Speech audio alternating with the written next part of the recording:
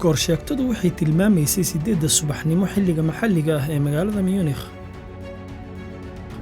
Waxaan u diyaar garoobayay safar gaaban inaan galo, balse wax badan ka bedelay noloshayda. Aad baan u xamaasadeysnaa maadaama dhulmarkan uu yahay mid ka duwan geedi socodyadeydii aan horay u gali jiray. Safarkani waa mid aan markaygii ugu horreysay nolosha aan taxanaha buuraleyda Alpen u muraadayo anigoo aan kaliya u daawasho tegayn ee lafteyda isku dayayo inaan qayb ka mid ah meesha ugu sarreysa tago, hadafkuna ma ahan inaan dhex ku banjaro. Intii aan ku guda jiray diyaargarowga safarkan, saadaasha hawada waxay tilmaamaysay in dhanka buuraleyda Alpen jawigeedu ahaan doono mid leh qorrax diiran oo heerkulkuna uu gaari doono ilaa 8 darajo oo Celsius ah. Balse waddadii aan safarka ku galayay waxay muujinaysaa muuqaal ka duwan kii aan filayay ee aan u fooxshitay, oo sidaad aragtaan waa ceeryaamo kaliya. Wixii aan waddada haynayba oo aan niyadda iska lahay amaba la qaatay inaad gudashada waajibkii arooreed kadib hurdadaada isaga laabato, waxaa meel fog iiga soo bidhaamay rajo oo waxaa ii muuqatay inaan ka sii baxayno caadkii ceeryaamada. Dhowr kiiloomitir kadib waxaan xaqiiqsaday in cirku yahay ceenkii lagu yaqiinay ee buluuga, taasoo ah astaan muujinayso in jawigu yahay midkii aan haminayay. Sidii aan indhaha ula raacayay hareeraha waddada aan ku safraynay oo indhahayguna ay ugu raaxaysanayeen siduu dhulku u qurux badan yahay, dhanka kale waxay buuraha marba marka ka dambaysa sidii hooyo ilmaheedii yaraa aragtay laabta iigu soo furayeen. Waxaan soo gaarnay halkii uu ku ekaa gaarigii aan saarnaa, balse ka bilaabmayay safarkii dhabta ahaa ee 2,000 mitir ku dhowaad buur ah inaan koro. Hubinta qorshihii iyo weliba quudkii aan ku qalabaysnaa kadib, waxaan go'aansaday sababo nabadgelyo darteed iyo xilliga jiilaalka oo aysan sahlanayn barafka dhulka daadsan dartiis inaad 2 saacadood oo lug ah gasho. Waxaan go'aan ku gaaray inaan qaato Seilbahn. Seilbahnku waa gaadiid u samaysan sidii sanduuq yar oo kale, kana laalaada xarig ka samaysan bir, kaasoo markiiba loogu talagalay inuu 2 qofood ka qaado dhulka oo meel dhexe oo buurta dusheeda ah geeyo ama ka soo qaado halkaas uu dhulka keeno. Seilbahnka iyo sidii loo sameeyey farsamo ahaan waa sheeko kale, balse markaan shahaada soo qaado oo ku raaxayso safarkan bilowga u ah waaye aragnimo cusub oo aan kula wadaagi doono. Okay saaxiibayaal, hadduu Ilaahay raalli ka noqdo waxaan qaadan doonaa gaarigan yar wax lagu yeeraa Seilbahn afka Jarmalka. Soomaaliga macnaha wuxuu noqonayaa يعني ترين كحريقة هاو كيان قادنا هاو أكنا دويلا يرالي كنا قدوا حواي ونيدن لو داعي دونا دمان وحن نديه يكوار كدونا سودو هذا صاحب بيال وحواي الدنيا دل بدن وحجرو سيدا دل كان نكون لنا يوكله خبو وكجرو أفر حليو كله دون له يعني حليقة حقاقة حليقة جوجا حليقة ديرت إيا كان جيلالك xilligan waxaan ku guda jirnaa xilligii jiilaalka dalkana waxa ka da'o baraf sida daradeed hadeer waxaan saaranahay bahalkan aan hore idinkugu sheegay ama aan markale idinkugu celiyo la yiraahdo Seilbahn. Bahalkan wuxuu ku suura gelinayaa in buurta qaybteeda hoose ilaa iyo kor aad si fudud ku tagto meeshii aad uga baahan lahayd 2 saacadood kaliya waxa u baahanaysaa 10 ilaa 15 daqiiqo. sida aad u jeedaan halkaas waxaa idinkaga muuqdo mid ka mid ah harooyinka ugu caansan gobolkan una weyn. haradaasi waa harada Tegernsee. hadduu Ilaahay raalli ka noqdo muuqaalo sidan ka qurux badan marka aan kor tagno insha Allah taala ayaan isku day doonaa inaan idinla wadaagno. haradaas waxaa la yiraahdaa harada Tegernsee, halkan aan joognana waxaa la yiraahdaa Valberg. marka sida aad u jeedaan mar waliba aan kor sii aadno waa mar waliba uu dhulka sii qurux badnaado. marka dhanka kale ka eegto halkan aan sii socno ama ay tahay inaan tagno waa halkaas fog. baalkan si tartiib ah u socdaa, laakiin sidaas ay tahay xaqiiqatan masaafo aan sahlanayn buu jarayaa. bani aadam uun baana dhisay. hawlwalina hadduu Ilaahay raalli ka noqdo waxaan wadanaa drone. waxaan isku day doonaa shimbirtaas yar inaan hawada u dirno si ay noogu suura gasho inaan kula wadaagno quruxda dhulkan uu leeyahay iyo sida looga faa'iideystay quruxdiisa, loo dhisay, loo carbiyey iyo waliba sida lacag looga sameeyay. annagu waxaan leenahay dhul sidoo kale aad u qurux badan sida aan qiyaasayo ama aan isleeyahayna haddii aanan ku fogaanin ka qurux badan dhulkan aan joogno oo buurtan aad aragtaan waxa loo fududeeyay in si fudud meesha ugu koraysa ay ku tegi karaan dadka aanan awoodi karin inay socdaan ama baahiyaha qaarkaa qabo ama aan dhaho xataa carruurta yaryar in si sahlan ay meesha ugu sarraysa tegi karaan kuna raaxaysan karaan dhulkan hoose iyo quruxdiisa sidoo kalena waxaad ku raaxaysanaysaa waxyaabaha kugu hareeraysan oo dhan siday u qurux badan yihiin sida mataqaanaa dhulkan dabeecada leh geedaha sida barafka dhulkan uu yaallo harooyinka ku hareeraysan hadduu ilaahay raalli ka noqdo waxaan kori doonnaa ama aan xilligan u sii socnaa buur dhirirkeedu uu yahay 1,500 oo mitir 1 kilomitir iyo bar laakiin baalkan aan saaranahay buurta si dhammaystiran nooma wada geyn doono hadduu ilaahay raalli ka noqdo keliya wuxuu ku eegayaa meel dhexe inta halkaas ka dhimanna waa lugayn doonnaa marka la socod wanaagsan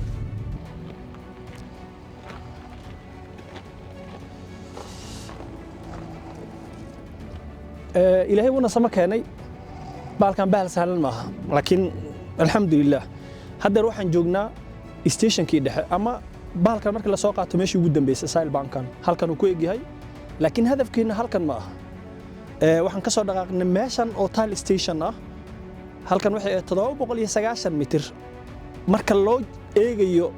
heer jooga badda iyo waxay ka sarreysaa dhulka yani qiyaas muqdisho magaalada muqdisho 9 mitir waxay ka koreysaa heer jooga badda marka loo fiiriyo yani badday ka sarreysaa 9 mitir intana waa 790 mitir meeshan ka soo dhaqaaqnay haddeer waxaan joognaa 1620 mitir yani waxaan ka koreynaa dhulka laakiin hadafka ma ahan inaan meeshan ku ekaano hadafku wuxuu yahay inaan halkaas tagno oo ah 1722 mitir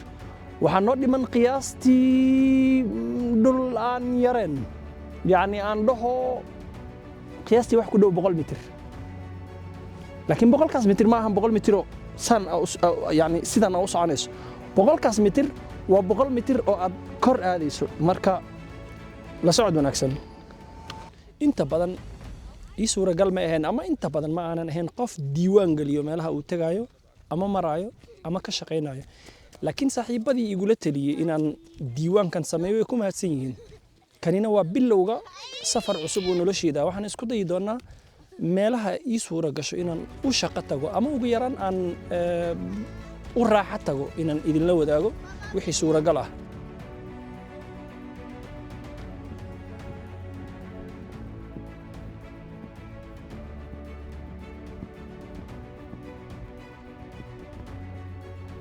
saaxiibayaal markana waxaan joognaa mid ka mid ah meelaha ugu quruxda badan ee dadku u yimaadaan inay arkaan 360 darajo oo kaliya qurux ah 360 darajo waxaan ka wadaa meeshan halkan aan taagana haddeer haddii aad sidaas u wareegsato meel waliba aad ka istaagto waxa ku muuqanayso buur ama haro ama dhul aad u qurux badan oo kayn ah marka waxaan isweydiinayaa talow dalkeenu ma leeyahay meelo sidaan oo kale waan ogahay in buuro badan aan leenahay laakiin haddana sidaasay tahay ma jiraan ama ma jirtaa qof uun ee u suura gashay inuu halkaas tago oo ugu yaraan wax uun ka soo sheego waayo dalkan aan ku noolahay in badan waan ka shaqeeyey meelahan hoose maxaa yeelay barnaamij la yidhaahdo waxaa jiro haymaad gashishtin ama yacni qisooyinka dalka hooyo barnaamijkaas inta ugu badan waxaan booqanaa magaalooyin yaryar oo buurahan hoosahooda ah waana sababta igu dhalisay inaan aniga lafteyda diiwaan geliyo oo aan idinla wadaago la socod wanaagsan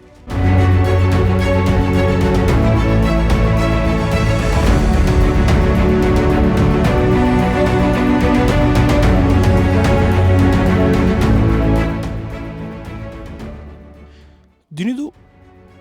ninkii war helaa tala hela halkan dhinaciga tabeelahan ka muuqdo dabcan waxa waaye waa tabeelo loogu talagalay in xog lagula wadaago dadka halkan soo booqanaya tusaale ahaan xayawaan noocee ah baa meeshan laga helaa shimbiraha halkan jooga waa noocee geedaha halkan ka baxo ama ubaxyada halkan aad ka heli kartid waa ubaxyo noocee ah sidoo kalena halkan astaantan waxay muujinaysaa in halkan ay tahay meel yacni duurjoogta joogtahay ay tahay in la ilaaliyo oo aan la ugaarsanin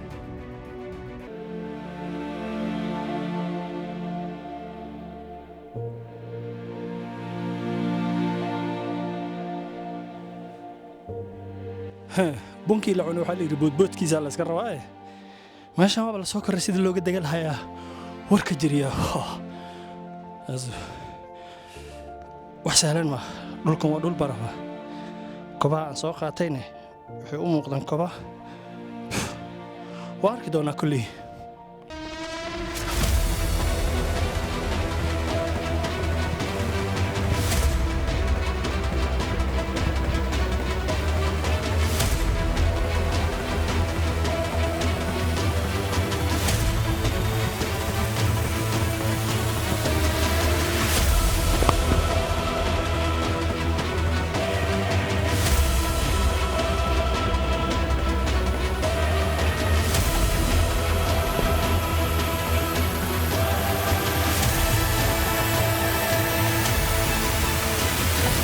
كيف يقطع مسافة انت محاول والله فوق تسجيل له بدك هو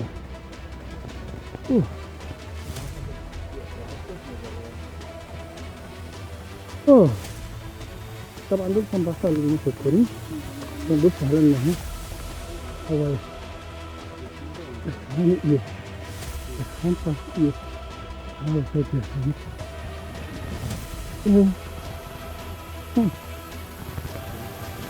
أنا أجي بسوريا وأنا مفكرين شو أعرف دي بجد مفكرين يعني تجلد دي كواح ودي ورينا في كلمة جارين هي ما في جارين saaxiibayaal qorsheegtadu waxay tilmaamaysaa kowdii duhurnimo ugu dambeynna waxa waaye halkii hadafka ama yoolka ahaa waan imaanay halkaas waa meesha aan ugu soo deganay side bank xariga leh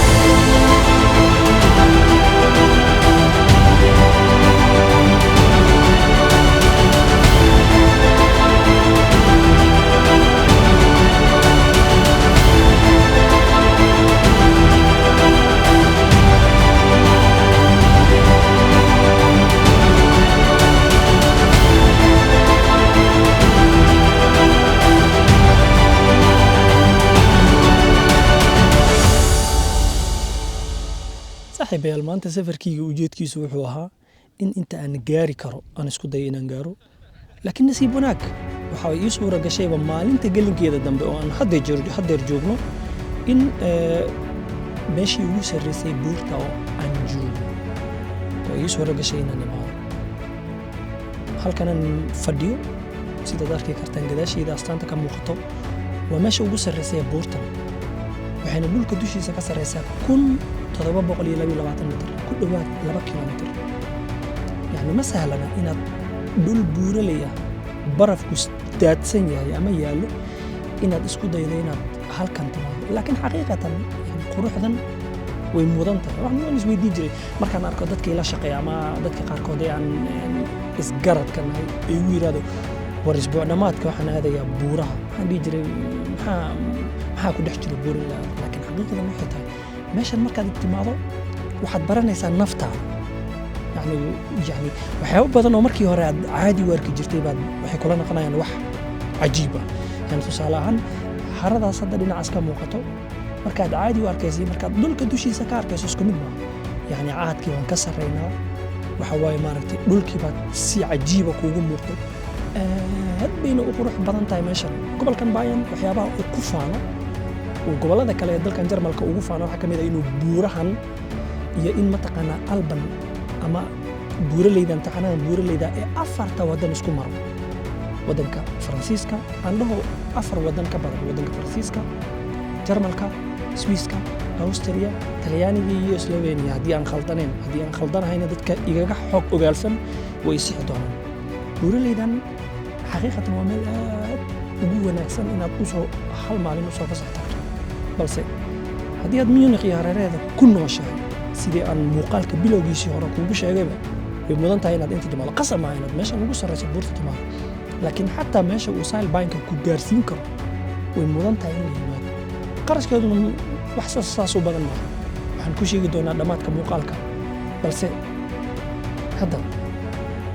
waxaan qaadanayaa waqti yar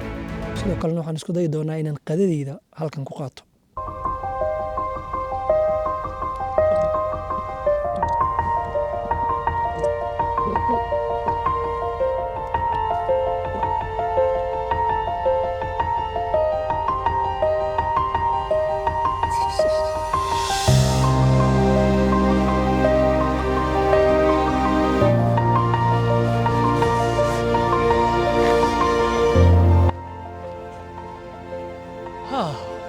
beeraan waxa waaye waa ii suura gashay inaan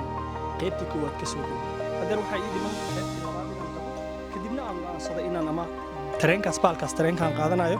ama inaan hoos u soo degaayo raalli noqda haddii mikrofoonka uu fogaaday waxaan jeclahay inaan gacmaha ka hadlo almuhiim sida aragtaan waxa waaye waa yacni isku day cusub iyo khibrad cusub waaye marka halkaas 50 mitir ama aan dhaho 100 mitir wax sahlan ma meeshaas ugu sarreyso ilaa iyo dhulkan ciyaar ma marka waxaan isku dayi doonaa markaan halkaas tago yaan go'aansan doonaa insha Allah taala dawladda Ilaahay raalli ka noqdo inaan ama Sailbanka qaadanayo tareenka yarka ama inaan lugaynayo marka waa kaasa nin baan ugu soo biiray soo dhow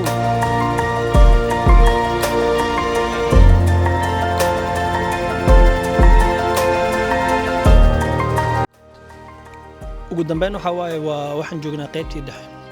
marka weli ma caddo go'aanka ahaa inaan hoos aadi doono iyo inaan Sailbanka qaadan doono marka hadeer waxaan ka imaanay qaybtaas fog yani buurtan waxay leedahay dhowr station oo kala duwan stationka ugu koreeya waa kaas idin muuqdo oo aan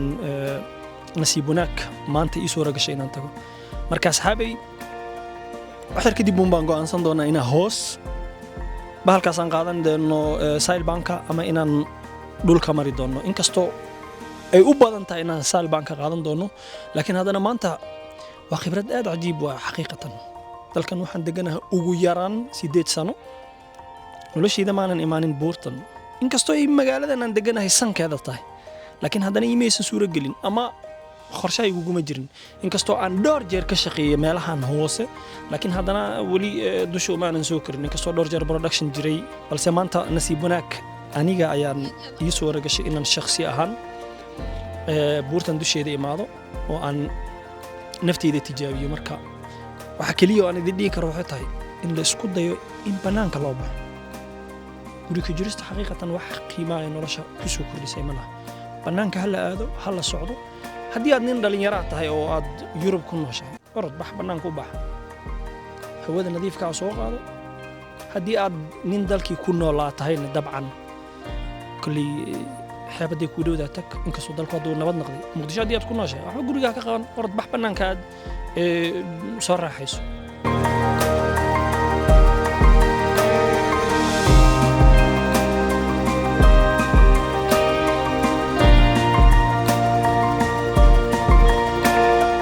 gabadhaynii marka waxaan go'aansaday inaan baalkaan qaato waa kana baalkaan qaadan doono marka la socod wanaagsan let's go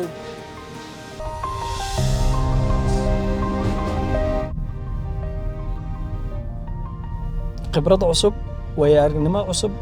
iyo isku day cusub yani waa wax mataqaanaa aanan sahlanayn maxaa yeelay inta ugu badan dadku waxay yiraahdaan hawlahan oo kale waa hawlaha dadka kale macnaa dadkeenan meelahaas ka yimid looguma talagelin laakiin haddana way iska qurux badan tahay inuu qofku isku dayo maxaa yeelay wax haddii aadan isku dayin ma ogaan kartid inay yihiin wax mudan in la isku dayay ama inay yihiin waxaanan mudnaynin marka safarkeennii maanta ee ahaa in buurtan 1762 mitir ah aan isi soxo 1722 mitir ah oo meeshii ugu sarreysay aan tagnay iyo hadda aan meeshii ugu hooseysay aan u socono walow meeshaan aan u socono ay 722 mitir ay tahay macnaha ay in ka badan 700 mitir magaalada muqdisho ka sarreyso yani waxa waaye waa ajiib inkastoo dhulkan dhul buuraley uu iska yahay laakiin haddana isku daygan wuxuu ahaa isku day aad u wanaagsan guulaystay waxaana rajaynayaa in adigana aad aragtidaada igu darsato fikradaada aad dhiibato wixii aad jeclaan lahayd inaan marka xigo oo sidan oo kale aan idinla wadaagi doono qayb ka mid ah khibradeyda nololeed in aad laftaada igala wadaagto wixii aad jeclaan lahayd magaaladee dalkee gobolkee tuuladee ama andhaho xaafadee waad ila wadaagi kartaa waan isku dayi doonaa hadduu ilaahay raalli ka noqdo oo suuragalna ay tahay inaan booqdo waxaan awoodin aan kaaga sheego hadda yani kani wuxuu ahaa keliya